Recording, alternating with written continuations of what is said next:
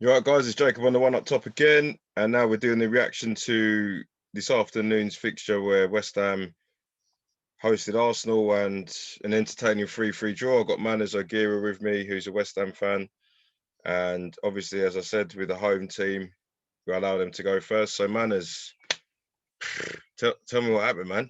That was a mad game, Oh, you know. It was, mate, what a game. what a game. What an absolute blinder of a match. I mean, don't get me wrong. Oof, completely deflated after that. It just felt like, it felt like a loss for us. But Mhm. oh, absolutely buzzing. First half got out the traps, got straight in at them, had pretty much possession right the way through to 30 minutes, banged in 2 goals. God, mate, from 30 minutes, we were poor. Mhm. Gave him a bit of time on the ball. That gave Arsenal the opportunity to go up. Got that, got that last bit of possession for the first half. Lacazette bangs one in. Just Mhm. like, come on, seriously. But optimistic from that point. Went in second half, come out, and mate, we were so poor second half. They're all over us.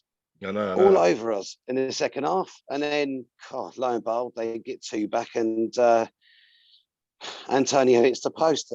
It was just end to end, though. But yeah, what an absolute Oh yeah, I probably blinder of enjoyed a that. derby. It's, Yeah, it's great it, game. what it Absolutely was is brilliant. that there's things that you've said, I've said, probably Charlie said as well about West Ham. So it's like we all said if Moisey starts positively, he Mm, wins the game. And then it's like you're winning 3-0 and you're thinking, well, if you keep that positivity up, it could be 4 or 5 at half time. But then you could just see it. yeah. You could see in the West Ham fan players' faces that they couldn't believe that they were beating Arsenal. And it's Mm, not because of how the season's gone. They're looking at such a big club as Arsenal and thinking, can't believe we're doing it. So in my mind, when I was watching that game, I was like, right, this is where Moisey can show us that he's changed. If he just continued attacking all the way until half time, you probably would have nicked another goal. But then he sat off, and then when he sat off, I thought, right, if Arsenal nick one in before half time, it's game on, and that's exactly what happened. As soon as they scored, it was all yeah. Arsenal, and it's mad how you were 3-0 up, and at the end of the game, your players were probably saying, "We're happy that we got the draw." I know. And this is where it comes back down to mentality, though, doesn't it? Hmm. You know, I think in reality, yes, we have probably exceeded our expectations for this season, and we're sitting in a position by where I don't think any of the players genuinely believe that they would be in. Hmm. So but kicking on from there, going into next season, subject to what happens in the transfer window. If we can add quality to the squads, get the boys to hit the ground running like Suchek and Kufau have done, for example. I mean, them two have been phenomenal for us.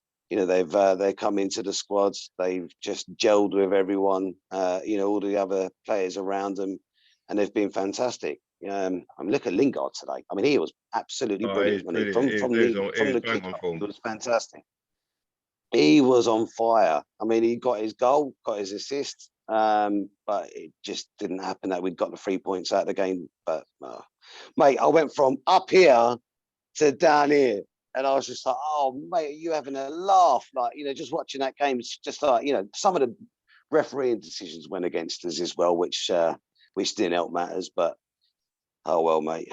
Yeah, No, no, like I said, I no. was optimistic.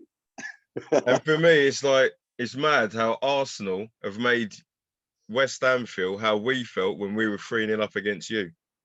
Yeah, well, there you Do you go, remember that mate. when So, Lanzini scored that last yeah, minute? I literally went to the bathroom and I could hear the telly, but I was just like, I went to the toilet and thought, yeah, they're going to score here. And I just heard the commentator go mad. I was like, I knew it. Went downstairs and he's banged the winner. But that's it. if Real, if yeah, I'm gonna talk about Arsenal, I ain't gonna lie, like the defense is always an issue. No matter who they play, the defense is bad. But when when they were attacking with intent, it was good to yeah. watch. That Odegaard, mate. He Oh, mate, free touch football. He's just sick. You just get the ball. When he gets that yeah, ball, he already knows what he wants to do with it, and then he does what he needs to do within 2 touches. If you're yeah, if he literally, it's not the biggest game of football, right? But he showed if you want to play in the number 10 position, that's what you got to do, because his decision making in the whole game, I swear, I don't think I can't even remember him misplacing a pass unless he had to stretch No. out to control the ball. He was bang on, Lacazette, he's back. Aubameyang was quite poor, Yeah. there's something going on Deservedly got internally. taken off. What's that? I said deservedly got taken off. I don't think he performed in that game at all. There's something going on internally. I don't know what it is. Like, he got fined last week and didn't play against That's Spurs. right. And then in this one, he just came back and looked really moody. So I've got a feeling there's a bit of friction between him and the manager. But, you can't blame Arteta, because Lacazette's come in and he's the Lacazette that first come into Arsenal. He was sick today. You know what I mean? He had a really good game. He did have a good game. Brilliant, but yeah, Odegaard, man of the match, hands down. He was brilliant in and that Chambers as well. Like, up until today, I forgot Chambers even played for Arsenal. I was just like, who's the right back? And they were like, Chambers. I was like, oh, honestly, I thought he's gone on loan somewhere, because they've had Bellerin and Cedric. So between the two of them, they've been alternating. So all this time, I don't know whether he's been injured or not, but I didn't even know he was in the team. And he had a blinder today. Yeah, no, he did. He had a really good game. Like I said, for me, I mean, Odegaard, he was phenomenal for Arsenal today. Yeah. I mean, for out of all the players on that pitch today, I think he stood out, especially in the second half. I mean, the second half, Arsenal ran riot. But Odegaard's on the ball, he was fluid, like you could just see that, he had something about him. He kept possession really well. His hold-up play was pretty good too. You can't knock him for that. And he was finding pockets of spaces to get the balls into Lacazette. Mate, we couldn't keep him quiet in the second half, and I think that's what done us. But look, man, 2 own goals. I mean, come on. I mean, Lacazette's first. Let's be honest with you, mate. That was going wide if it weren't for that deflection. But what can you do, man? That's football, though, isn't it, man? That's why we love the game. That's what I'm saying. And to me, it's weird because it's a 3-3, and you'd think that loads of players had a bad game on both sides, but they didn't. I just think everybody had a good game. It was just one of them games where goals were coming on. Like, there's about 5 players that were to blame for Arsenal's your second goal. The ball's gone down, and you know how it is. I play 5-a-side, 7-a-side. Like, when there's a free kick, I'm always like, someone stand on the ball. But like, these players are getting paid 100k plus a week, and there's about 6 of them that just thought, the free kicks outside the box, don't worry about it. It's mad. Like, surely that's something that should be installed in you since you were like 7. Do you know what I mean? But apart from that incident, all the goals were pretty good, pretty well deserved. Lingard, close to man in the match. I'd probably agree with you and say Odegaard or Chamberlain were man of the match. Chamberlain was pretty good, but then I think Chamberlain was helped because Cresswell just weren't getting help on that side. No, but I think overall, after watching that game, I'd say the draw was probably the right result in the grand scheme of it. I mean, Arsenal dominated second half. They had like 71% possession, but they just threw everything at us, didn't they? At the end, I mean, they stuck Martinelli on at the end as well, just to try and get that that last goal. I was just gutted when we hit the post, though. Antonio. You see his reaction after. I was wondering who he's talking to. I thought, what? Who are you talking to, mate? But then you found out he's talking to himself. He's hit the post. Ben Rama got it on the wing, threw it into the box. He got his foot on it. Man, he hit the post. It was like literally, mate, I was just jumping up and down going, come on. Oh, mate. Yeah, like I said, I went from emotions up here, like right the way down, and then I sort of went back into the middle again, and I'm just like, do you know what? All right, honours even, take the point, move on to the next game now, So, yeah, mate, it is what it is. You can't do that. What a game of football, though.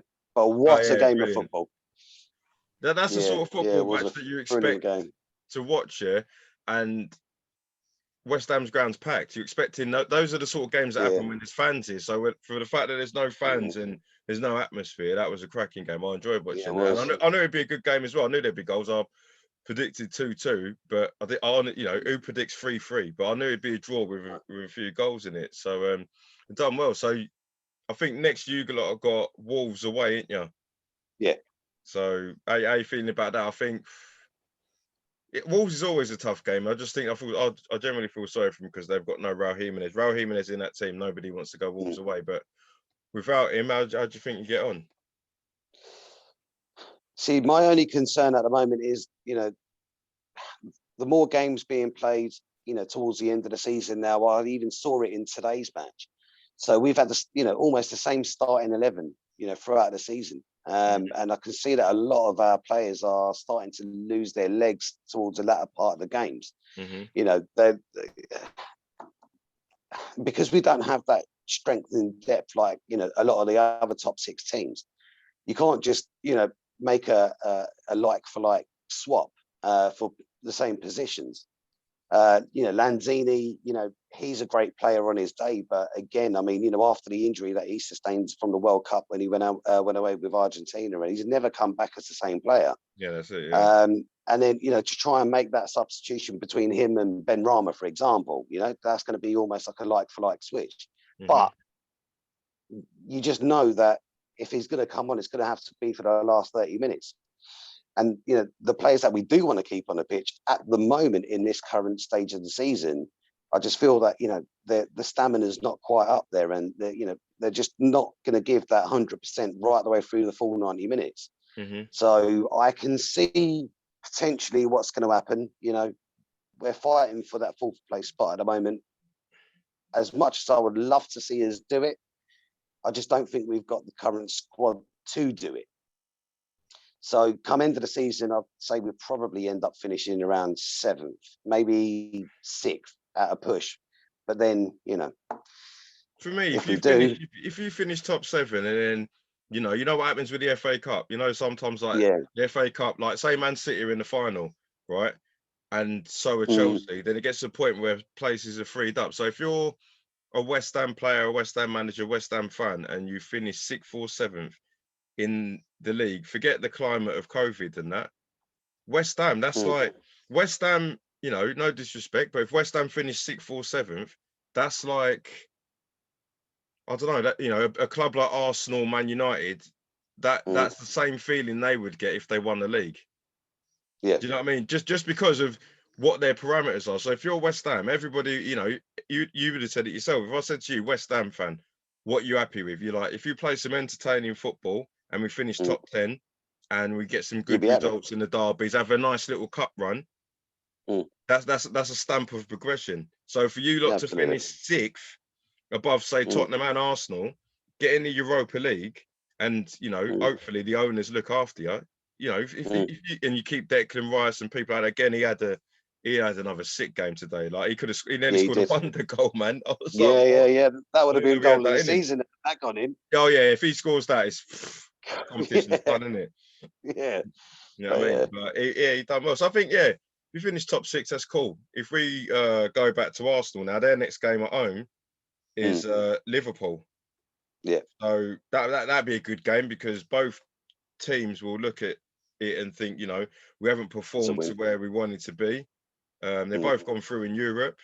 Liverpool had a week off now, so you can imagine Jurgen Klopp getting a few troops back and just rallying them up for 2 weeks. Probably going a little, they're all spending time with their family. So I'm not sure what the result will be then, because it all depends what happens coming up. But I think with both teams, West Ham and Arsenal, they'll probably feel that they should have won the game, but they'll be happy that they didn't lose it because both got hard games. So when it gets to Wolves West Ham, we'll obviously have a chat the night before and do the reaction there as well, man. So yeah, definitely, brother. But that was a good game, mate. Anyway, literally, I knew it'd be a good game. I didn't mess around. I got all the food shopping before that because I knew it's going to be a good game. You know what I mean? So be a good one. Yeah, it was a cracking game. That's it. London derbies are always the best for me, mate. So yeah, but bad. If you in the grand scheme of things, decent result. Watching the game, not so good. But we all know that like you said, you've ended the rot of Arsenal doing the doubles on you, so you got to take the positives from it, mate. Definitely, mate. No, definitely. But yeah, overall, I'm not suggesting that there's anything negative. I mean, the only negative thing I could really say is, should have done a little bit better defensively for the own goals. I think, granted, Dawson couldn't really do a great deal with that ball, based on the delivery. I mean, the Mhm. delivery was so good; it had so much pace behind it. I mean, that ball could have gone anywhere from a deflection. So That's what I'm saying. As a you know, defender, you know that if you don't touch yeah, it and then someone else like there's Aubameyang someone scores behind you. it, you're sure Yeah, fault in it. So you might as well get your head on yeah, it and stick it in yourself. yeah. So and that's exactly what's happened.